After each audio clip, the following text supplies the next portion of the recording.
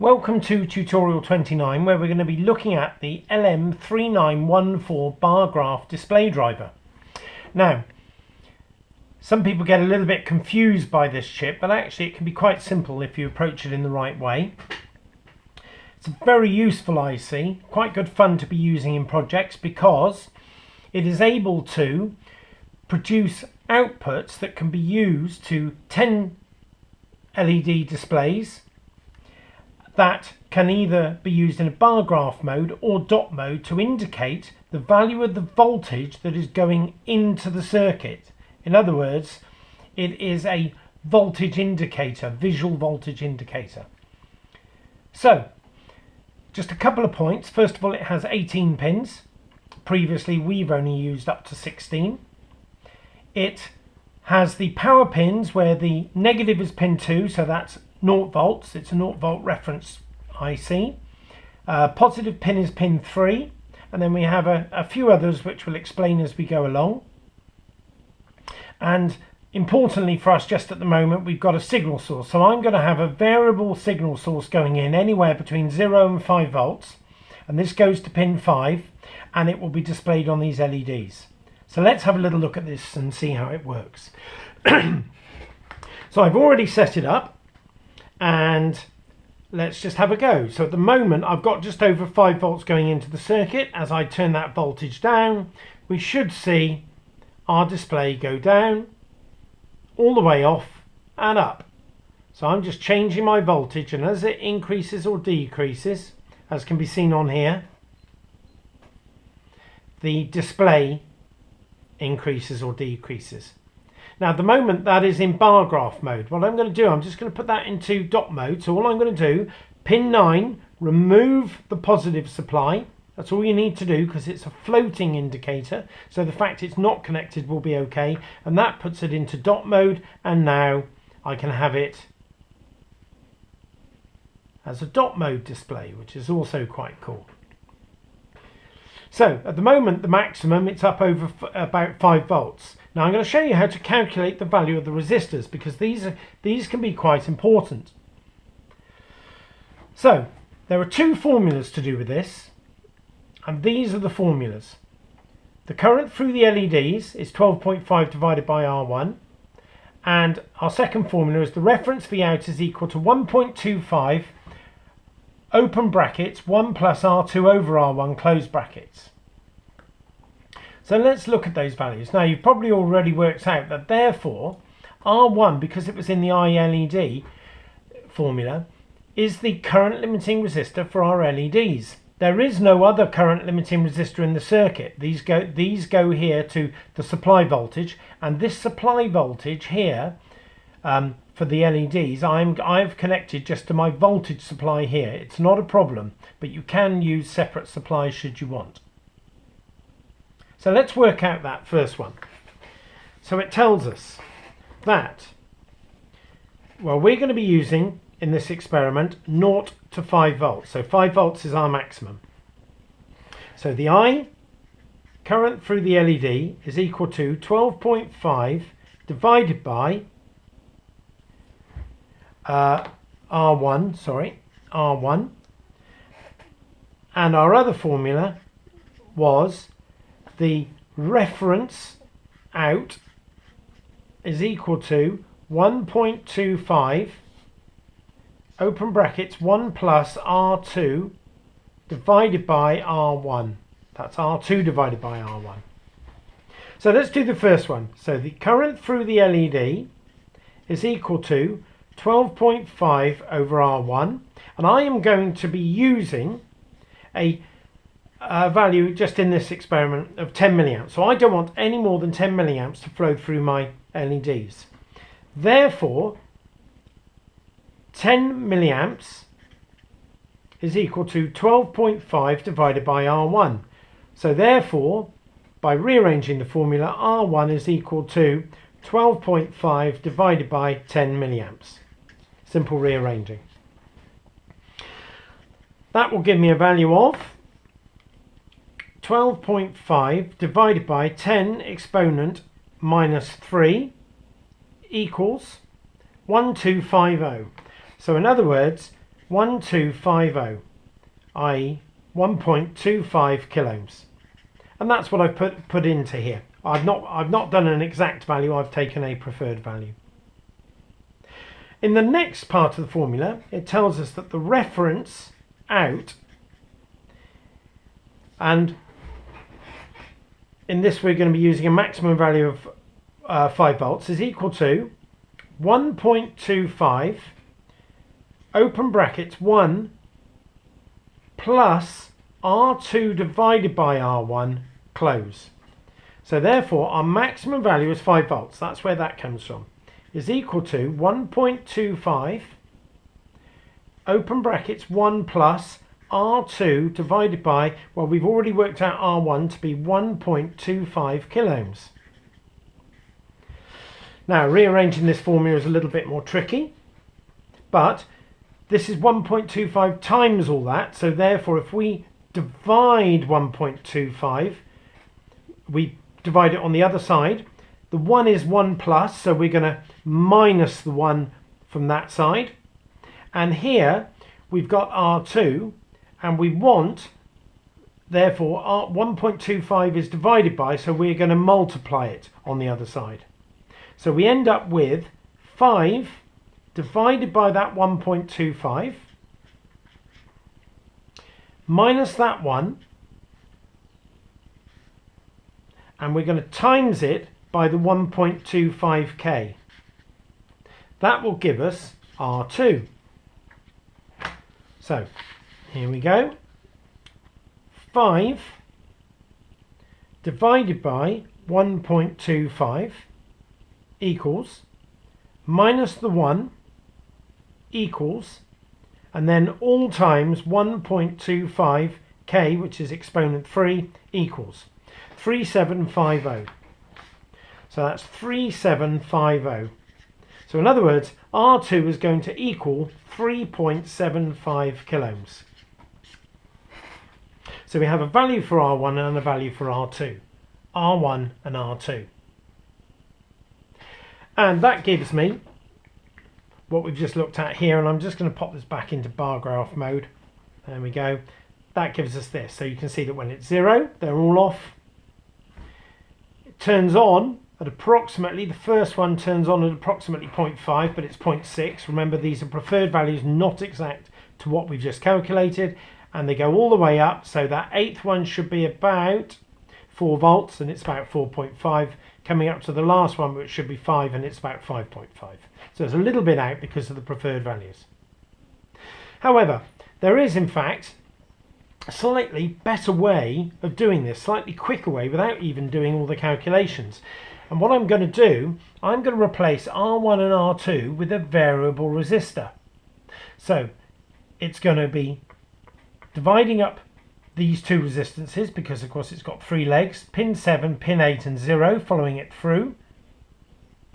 And I'm going to take out my 2 resistors here. I've already put the wiring in to make this quicker, and I'm going to put in a value of variable resistor that is about the same as these 2 in total. So turn it on. There we go. So the way to set this up accurately now is to, let me just redo this, set that voltage to exactly 5, which is our maximum, or at least as close as you can go. 4.95 will be okay. Put that variable into the circuit, and then turn that display till it just gets on. And we know that when that last digit, last display comes on, it's at 5 volts. So now, by turning that up and down, it goes off at 0, it's off at 0.4, so it should come on at about 0.5. There we go, 0.55. And so the 8th one should be 4 volts, just comes on at 8. There we go, 3.98, that's pretty accurate. So that should be about 4.5. And the last one, which we've already done, should be about 5. And there we have a bar graph display between 0 and 5. And we can do pretty much the same for any value, so we could turn that down to 3 volts. So if we only want a 3 volt display, there we are, and then I turn that till it comes on at 3, and now I have maximum at 3 volts, and I'm going to turn it down all the way down to 0, and therefore halfway should be 1.5 approximately, and full deflection is up to 3 volts. So it can be set to any value that we want. The only thing to point out here is that this supply, voltage supply here, needs to be at least a volt bigger than whatever we're measuring. So if that is 5, I needed at least 6 here, but I'm using 12. So if that was 12, I would need a higher voltage, probably 13, 14 volts as supply. Okay, let's have a look at cascading these.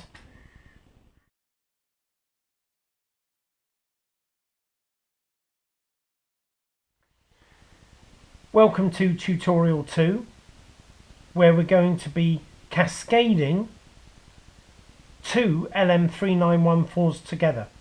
Now what that means is that we are now going to have a 20 LED resolution on our 0 to 5 volt signal source. So whereas before we had one LED come on at 0 and 10 LEDs coming on at 5 volts, and that was in bar graph mode as opposed to the dot where they came on individually. Now we're going to have 1 to 10, 11 to 20, so 1 to 20 coming on between 0 and 5 volts. I've used the original circuit for this 0 to 5 volt signal source, so same value resistors, and all that has really changed here is that this pin 4 now goes to pin 6 and 7 of this LM3914. Now whereas this was the original one, I've called this number 2 because its output's 11 to 20, and whereas we've added this one on second, it actually becomes the first one because it is outputs 1 to 10. This resistor here controls the brightness of the LEDs, and I'll show you what to be doing with that in a short while. So let's look at the circuit.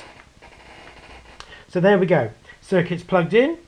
I'm changing the voltage between 0 and 5, and as you can see, as the voltage changes, the number of the LEDs coming on changes as well. You'll notice a little bit of a difference between the first lot of LEDs and second, slightly brighter on the second. So what I'm going to do, I'm going to take out this variable. I'm going to measure the resistance across here, which in fact I've already done, and then I'm going to place it with a fixed resistance.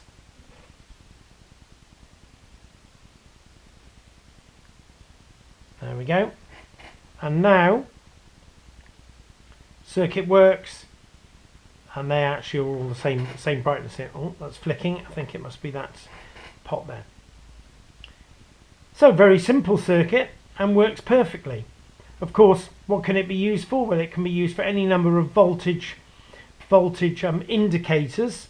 So it might be from some circuit that is a sensor circuit. I'm going to just plug in, actually, just to show you what can be achieved. I'm going to plug in this frequency generator providing a sine wave, and at the moment that sine wave quite clearly isn't going all the way up to 5 volts. So if I increase the amplitude,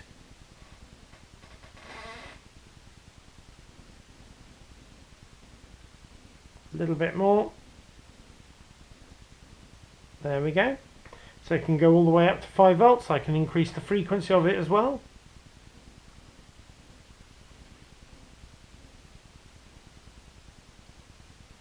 Now the one thing, if I turn this on very quickly and just drop that resolution, if we look at that on the oscilloscope, so I've grounded my setting, so it's going positive, negative.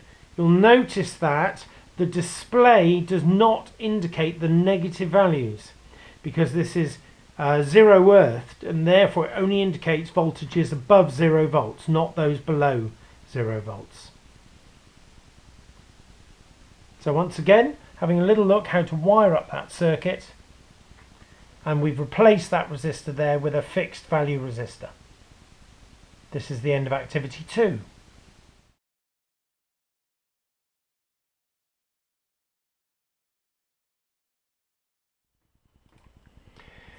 Okay, in activity 3, what we're going to do, we're going to use the LM3914 to display on its outputs between a specific range of voltages. So previously, when the input was 0, then no LEDs were on, and as we increased the voltage up to, in our case, 5 volts, determined by that value of R1 and R2, all the LEDs came on. Let's have a quick look at how that worked again, just to remind ourselves. So at the moment the input voltage was 2.8. When I decreased it to 0, no LEDs were on. And when I increased it up to 5, all of the display came on. Remember, that's not precise because of the values of the preferred resistors rather than specific values. So now what we want to do, let's pick a value. Let's pick a value of 2 volts. So now pin 4, instead of going to ground, I'm going to connect it to a potential divider, and that voltage is going to be displayed on there. So I've set it to 2.2 volts. So what we're saying is that when it's below 2.2 volts, they should now all be off, rather than going all the way down to 0. So there we go, they're all off, and our value here is actually just slightly higher than that, but I'm not too worried about that. It's not an absolute precise value. So just to make it easier, below 2.08 on pin 4 are low, and all of them are off. And as we increase the voltage and it goes above that value, then those LED displays start to increase up to the 5 volts. So between, and we can set that R low value to whatever we want. We could set it to, well, we could set it to 4 volts. There we go, up it goes. There we go, about 4 volts. So now that will be a lot sharper, that display.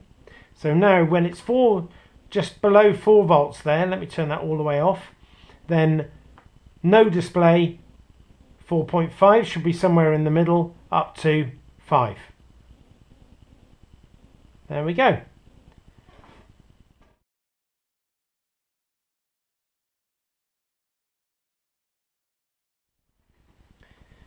In activity 4, we're going to look at how we can make the LM3914 flash when we reach a predetermined voltage level. Now, of course, those voltage levels are indicated by the LEDs, so 0 up to 5 in this case, in my circuit's case, and this bridge point here between the resistor and the capacitor, wherever we connect this to, in this case on the circuit diagram it is connected to output 10, means that when they are all on, then it will flash. Now it should be pointed out that this is not the same circuit diagram as shown in the data sheet, because I felt when I was working with it that it didn't act reliably, and also it didn't allow us to use a 0 to 5 volt signal source. It had a predetermined value of 1 resistor which couldn't really be altered. So I've just changed this slightly to suit my needs. Okay, let's have a look at the circuit. So at the moment, here we go, as I change it from 0 up to 5, there we go, you can see it flash, so 0 up to, get to the 10th output now, and it will flash. So as I go below that value, it will stop flashing. Now there is a little bit of a sticky bit from where we turn it down. You can probably see that we don't go down to the 8th LED. So it's not a perfect circuit, but it does sort of work. If I now go to, say, the, what are we on, 1, 2, 3, 4, 5, 6th output. So when that 6th LED comes on, 3, 4, 5, 6, as soon as I got to that, it started flashing. So if I put that now on the 9th, it won't be flashing because we haven't reached it. So I'm going to go up 7, 8, 9, and it starts flashing. So that's working pretty well. That's how to make the LM3914 flash at a predetermined voltage level.